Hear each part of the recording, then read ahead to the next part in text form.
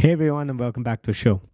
As you can see, I'm not sitting in my dining room anymore. And if you're listening to this over audio, then you can notice a considerable difference in the audio quality too.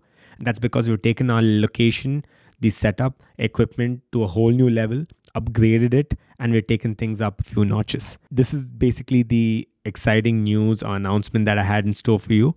But we'll talk a little more about how we kind of got here and the collaboration itself with our community partner a little more later in the episode. This episode is going to be a little different. We don't have a guest on the show, but instead, like I said, I'm going to talk about the collaboration bit, talk about what our journey's been so far, because that's a question that we constantly ask all our guests. So the fact that we've been releasing episodes week on week the last, I think, 16 weeks now is just, I can't even believe that's a feat I thought I'd never accomplish, because I'm not a content creator at all. And having reached this point, I have a few things that I wanted to put out there, and especially for people who haven't really explored their creative side yet, I think this episode's going to be hugely beneficial for you guys. And oh yeah, we are, like I said in the last episode or last couple of episodes, we are taking questions now. So we have received a bunch of questions, and a couple of them that I've received over Instagram as well. So I'll be answering those questions too. All right, so before we get into all of this, let's play the new intro. Let's roll.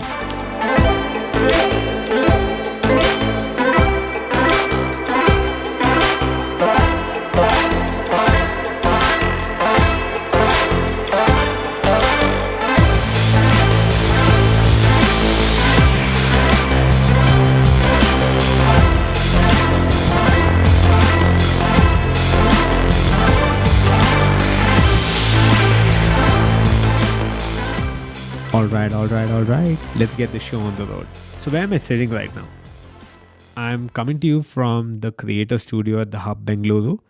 For people who don't know what the Hub is, it's basically a co-working and a co-living space operating out of the heart of the city, out of Safina Plaza to be more precise. For you Bangaloreans, I'm sure you know the location. And this is a collaboration that we've been in talks with for quite a while now. We've been pushing content regularly for the last 16, 17 odd weeks, considering we've had about 16 episodes live, and our work definitely got noticed. We had a couple of sponsors, a couple of brands that reached out to us to partner or sponsor our content, but none of those really made sense the way the Hub decided to reach out and let us know that they can help take our production value to the next level, because that's what we've been really focused on, in a way that we can improve the audio quality, improve the video quality, improve the narrative that we're trying to sell here, so as to get across the message very clearly. And so we're super happy to be partnering and collaborating with the Hub. We're using their studio here, which is basically a soundproof studio,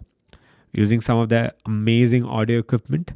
And we moved all of our equipment, from lighting, audio to video, everything from my place to the studio here. And we'll have all the episodes going forward being shot here. So this creator studio is basically going to be a one-stop shop, a one-stop place for creators to come down and create their content. So if they're looking at, creating any sort of content for that matter, from podcasts to any sort of videos, and if you simply have an idea that you want to be turned into reality or into digital content, it's something that the Hub would be able to help you out with. So we do have a video coming out soon that talks about the studio tour, talking about the setup itself and the place in general. So stay tuned for that. I think it will be out in a couple of days or so. So yeah, stay tuned for that. So how did we get here? In the sense, why would a brand like the Hub want to partner with us? And how are we able to take our game to a whole new level, and our setup and equipment and all that to a whole new level? Well, how this question, how we got here, is something that I ask all my guests. And I'm sure if you've been following the show, you're aware of that too. But the answers that we have received, and pretty much all the guests said the same thing, and they resonated at the same level, which is they didn't wait around for the stars to align or for the right moment to get started. They just got around to doing it. And I feel that's a principle or a tenet that we've been following pretty much from the get-go, I'd say. So considering I don't come from the content creation background, I have absolutely no idea how audio or video works for that matter. Like, this is the first video equipment that I have invested in. So it's something that is completely new to me too. But what I did do was decide that I will set a bare minimum threshold to understand content creation, understand and study the video podcasting element, and how to get around to, really showcasing good content and have the narrative and the conversations flow in a way that it really delivers and gets the message across. So yeah, the fact that we started literally from nothing and we've gotten to this point itself, I feel, is testament to the fact that you don't need to really, wait around for you having, let's say, the best equipment in place, or even getting maybe a degree in photography or videography or content creation or whatever you want to say, right? It really comes down to, if you're dedicated and if you have clear goals in mind. I think in the second episode, it's something that I stressed on quite a bit, and a lot of people got back and told me as well that it's something that a lot of people related to too, which is that if you know that you want something from, whatever it is that you're doing, you will slowly and very much in a disciplined way start working and building towards that. And that's something that I feel that we've been doing right from the get-go. We've been planning how to get to the point where our content is one of the best in India. At least that's the aim I have. So I'm hoping that this itself is going to help us, in that journey. And over time, you might have noticed the quality of the video, the audio, and just the overall setup itself improving. And also, there have been obviously places where we have tried a few things, because you know what, I'm quite, like I keep saying, I'm relatively new to this whole thing too.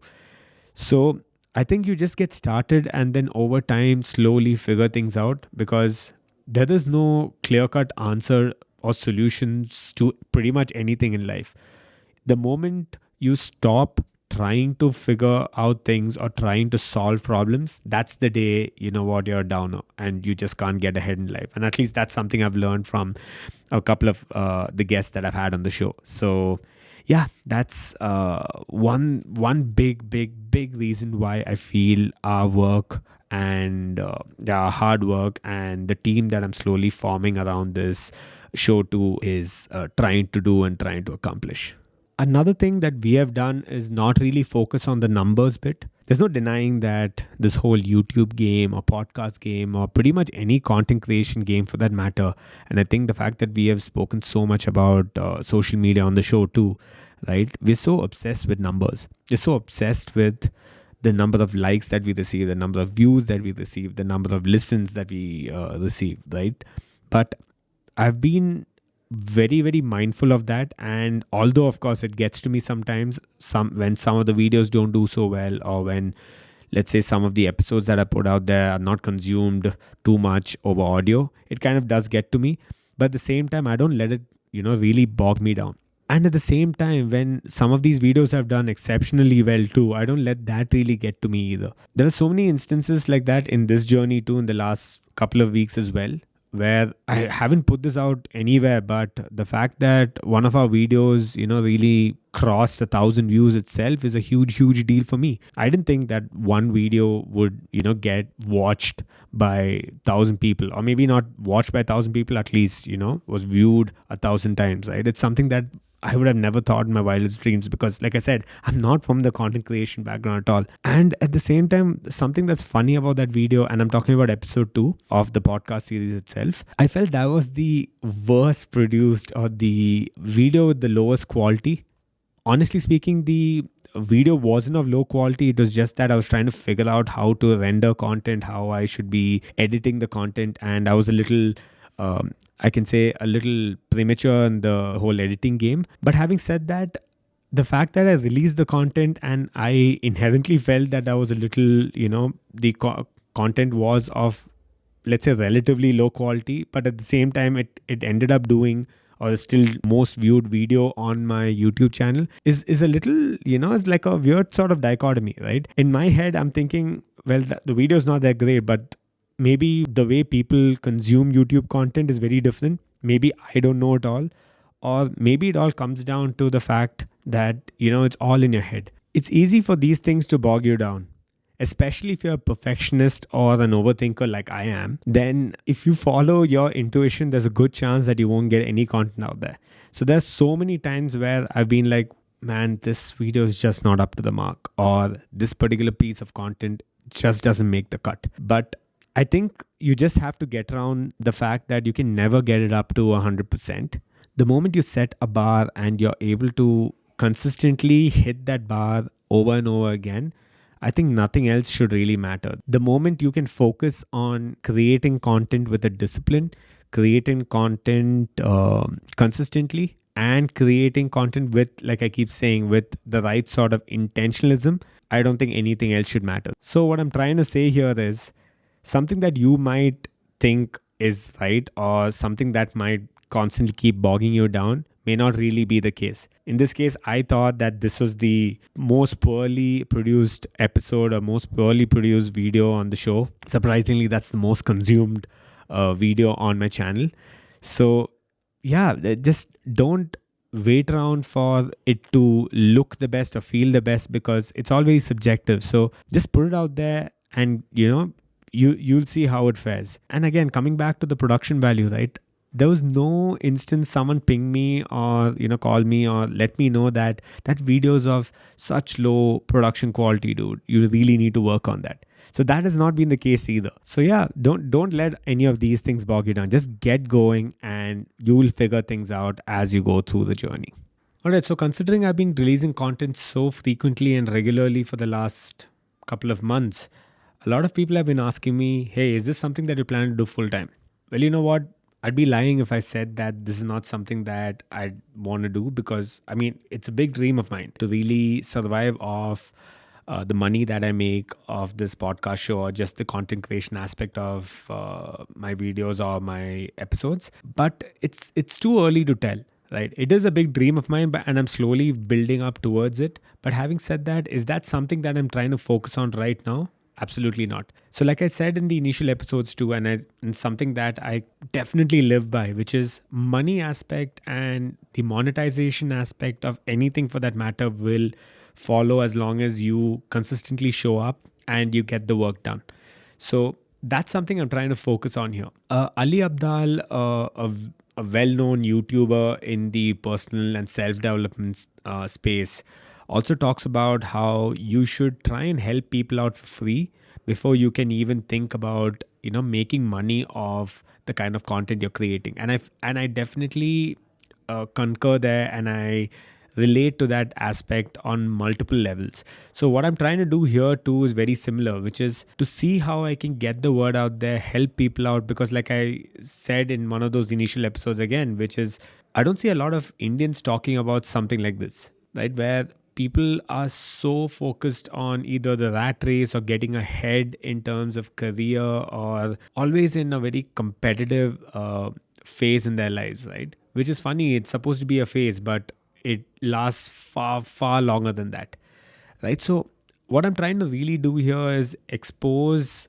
you, the viewers or the listeners, to people who are taking these unconventional paths, and even maybe throwing in a few tidbits here and there which I have either uncovered or learned or understood from studying various people or various journeys or various experiences. Yeah, so basically the question being, if I'm planning to monetize this at any point, yes, probably at some point, but right now not so much, because when Hub reached out to us to collaborate and partner, and when we realized that their values or what they're planning to get out of this collaboration to kind of aligned with what we were looking at, it was a no-brainer for us. And that's mainly why we have decided to partner with them. And we can't wait to create some amazing looking content and sounding, and of course, amazing conversations too for you guys. And oh yeah, by the way, we did have a few sponsors or brands reach out to us too to sponsor and showcase their products on our show. But it didn't really make sense to do so, because it didn't either align with the values of our show. And I felt also that it was a little early to do so. Right. So yeah, I'm glad that the Hub was able to provide us with what we were on the lookout for, and we are able to mutually provide them with what they're looking for as well. So it's a true win-win situation for both of us. Yeah, that pretty much sums up where we're at right now.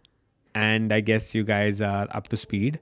We will have the studio tour or the location showcasing, if you will, a video around that will be pushed onto our YouTube channel in a couple of days or so.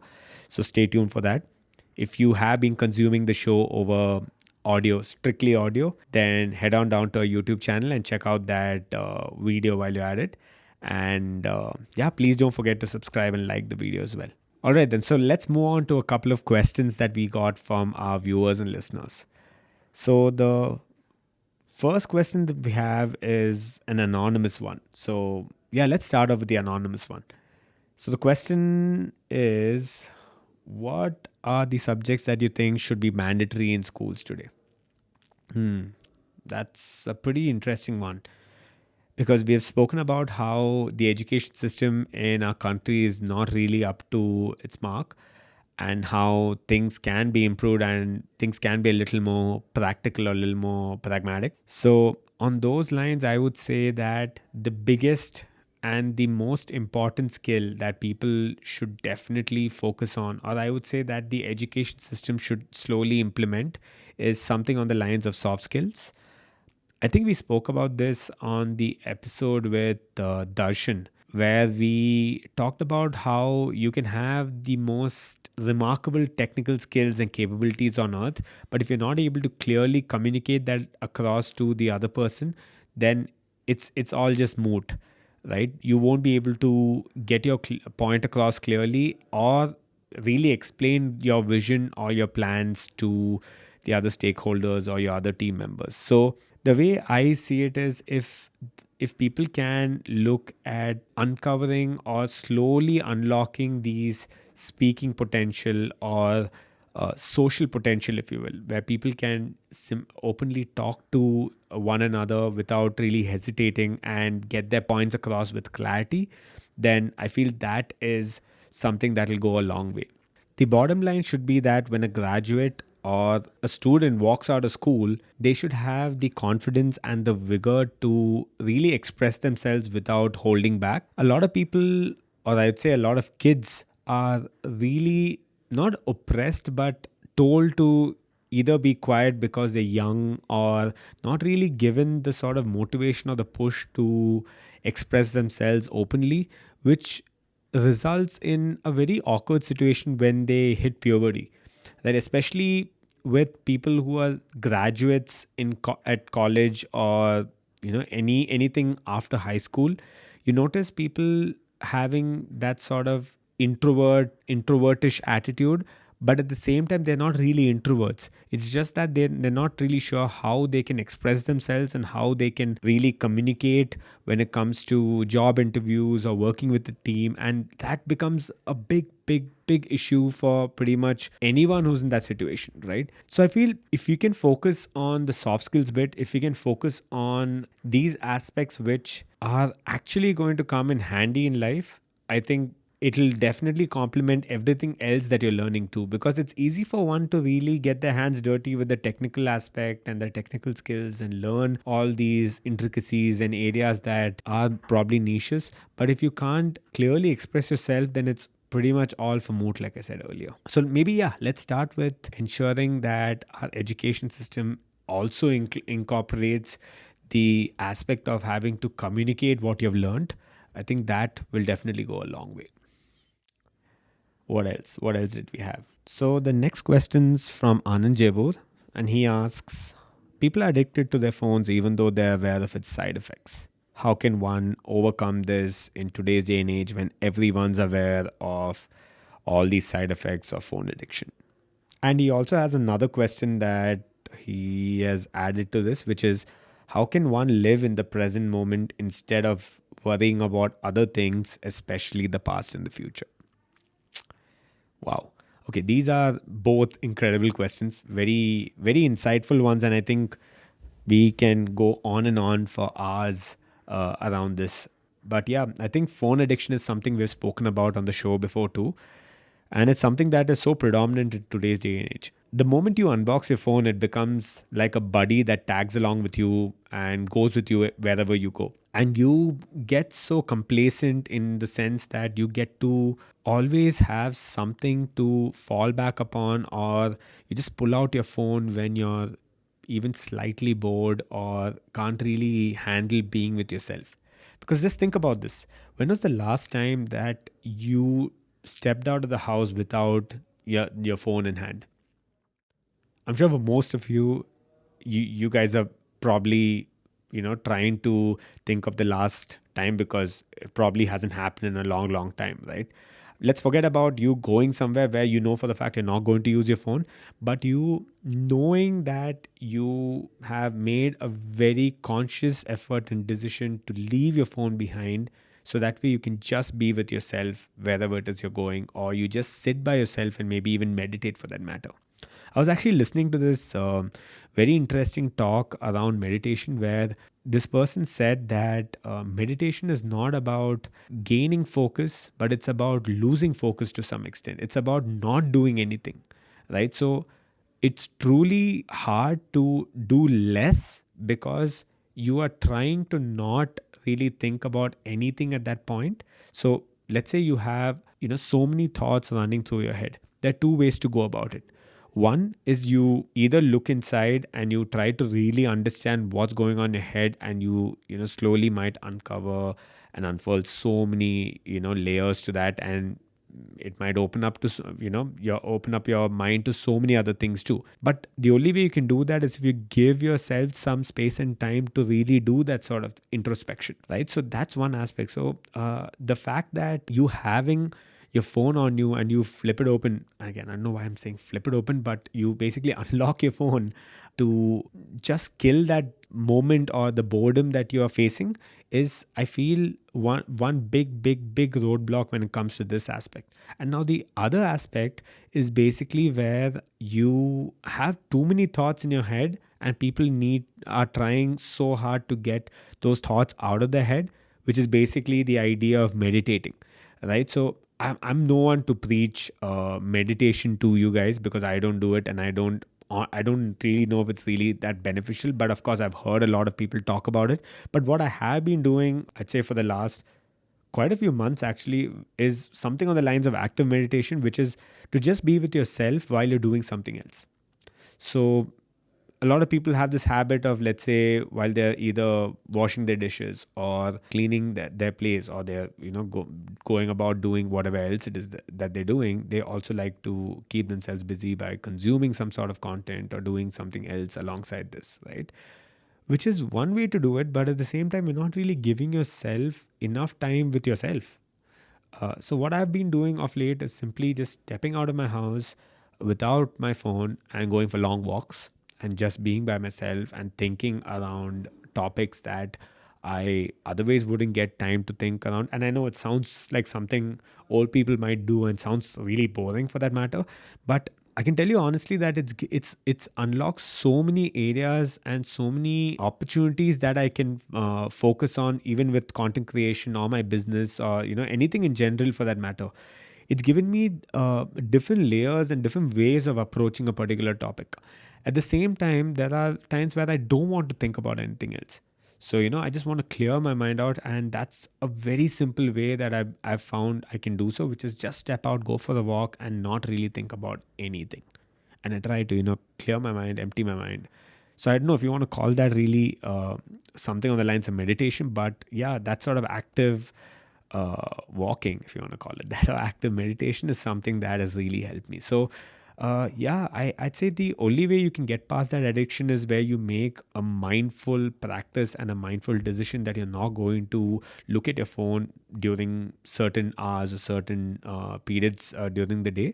So you just keep your phone aside, do the work that you have to, keep your phone aside, go for your walks, do whatever else that you have to do with your life.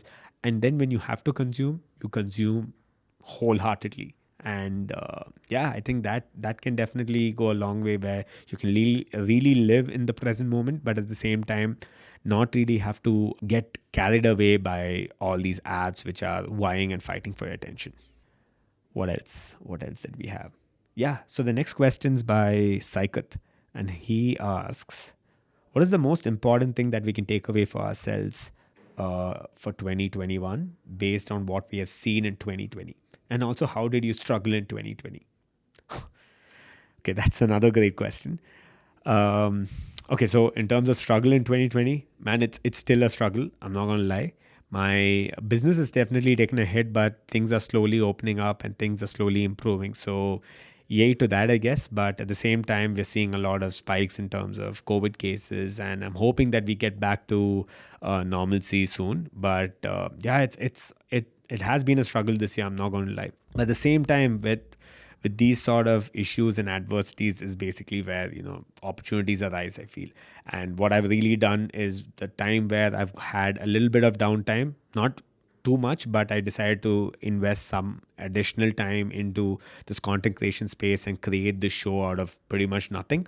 So that way I have really stepped things up, and I've learned something that I never thought I would have done ever. Forget the next couple of years. At least that's what I was going to say, but that didn't make sense either, because I never saw myself as someone who could create content and really converse with people to uncover all these different topics and have these deep, insightful conversations. But yeah, I think the biggest thing that you can take away for yourself in for 2021, based on what you've seen in 2020, and I think it's something I mentioned in one of the initial episodes too, is to really focus on yourself and focus on creating the right sort of profile and personality, so that way you are indispensable, irrelevant of wherever it is that you are hired for a job. Or let's say you're doing something on your own too, your clients just can't get rid of you, right? Or they don't want to, rather. That's a better way to put it.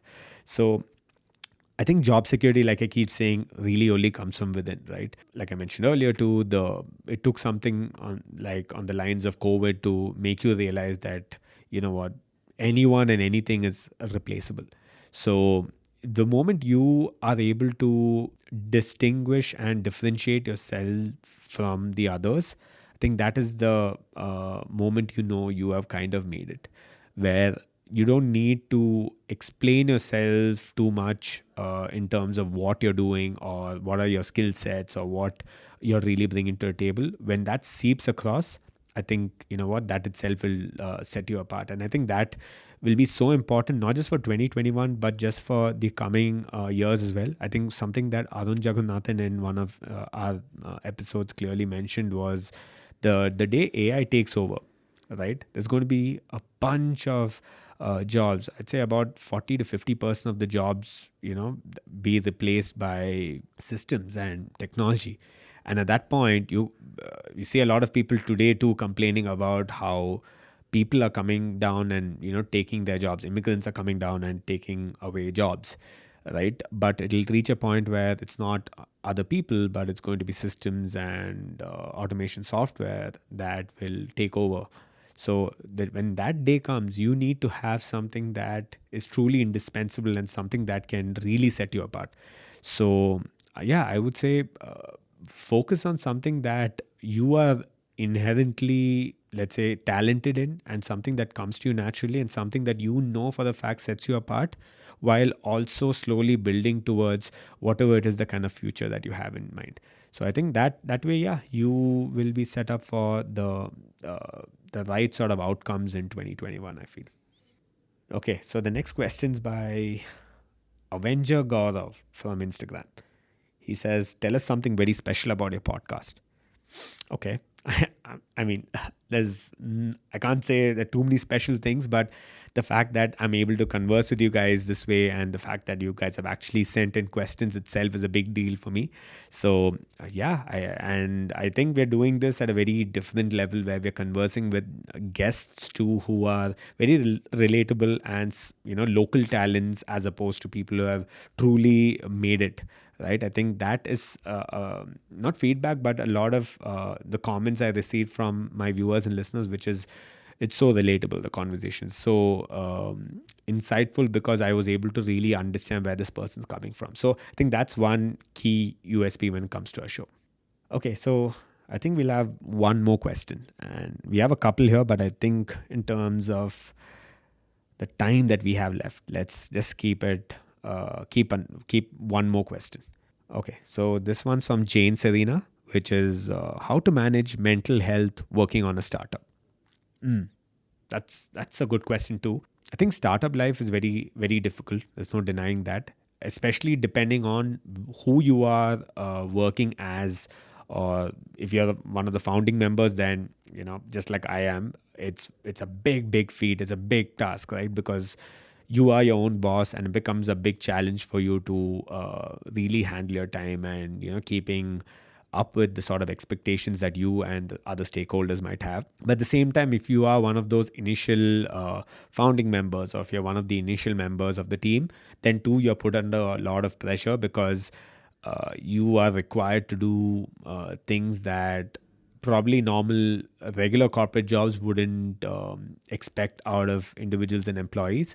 So that way, I think it's very important for you to keep a balance with your between your work and your personal life. And again, there's something I mentioned on the show multiple times, which is the work life balance is something that doesn't exist, because work and life are both part of the same thing, right? It's basically the same thing. It's all part of life. It's not like work is a different entity and then you have life. None of that makes sense, right? So I think you need to find a balance no matter whatever it is that you're planning to do. So I think when you're clear with your expectations, and when you're clear with what you expect out of the role or the opportunity with a startup, I think the moment you're being very vocal and explain that this is what you expect, and you also understand what they expect, maybe you can really carve out the right sort of balance, and see what is the way that the company can grow at the same time, while you don't have too many issues affecting your mental health, and causing you to really derail from your regular path, right? So the simplest way to go about that is, maybe you might know what your strong points are, you might know what you are inherently more talented, or what comes more naturally to you. Focus on those things, see how you can more efficiently get those done,